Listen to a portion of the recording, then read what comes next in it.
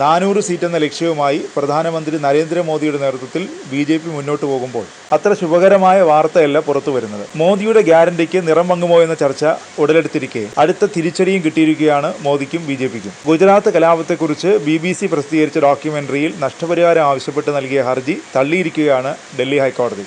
India the Modi question എന്ന പേരിൽ BBC telecast ചെയ്ത ഡോക്യുമെന്ററി രാജ്യത്തെയും പ്രധാനമന്ത്രിയെയും അപകീർത്തിപ്പെടുത്തിയെന്ന് കാട്ടിയാണ് ഡൽഹി ഹൈക്കോടതിയിൽ ഹർജി സമർപ്പിച്ചത്.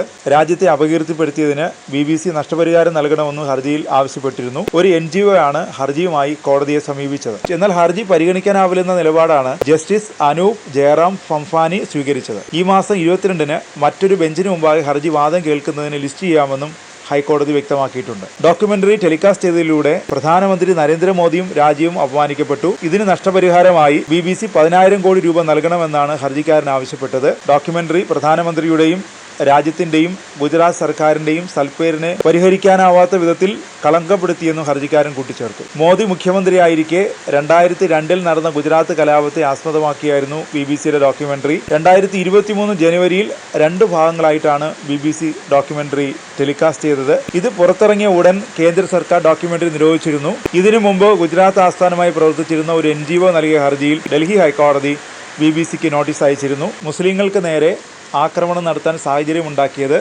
അന്നത്തെ ഭരണാധികാരിയായിരുന്നുവെന്ന ആക്ഷേപമാണ് ബ്രിട്ടീഷ് അന്വേഷണ സംഘം കണ്ടെത്തിയത്. സംഘപരിവാർ സംഘടനയായ വിശ്വ ഹിന്ദു പരിഷത്താണ് കലാപം ആസൂത്രണം ചെയ്തതെന്നാണ് ബ്രിട്ടീഷ് അന്വേഷണ സംഘത്തിന്റെ കണ്ടെത്തൽ.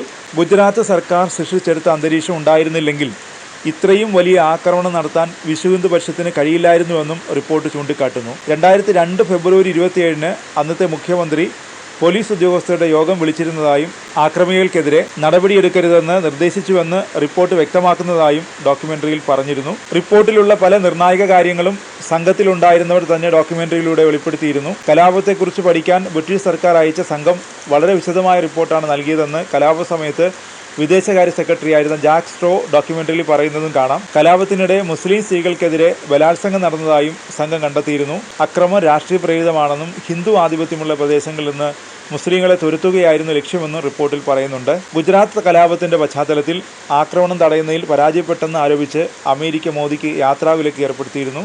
2012-ലാണ് വിലക്ക് നീക്കിയത്. ഡോക്യുമെന്ററിയും അതിനെ ആധാരമായ അന്വേഷണ കമ്മീഷൻ റിപ്പോർട്ടും അന്ന് ഏറെ ചർച്ചയായിരുന്നു.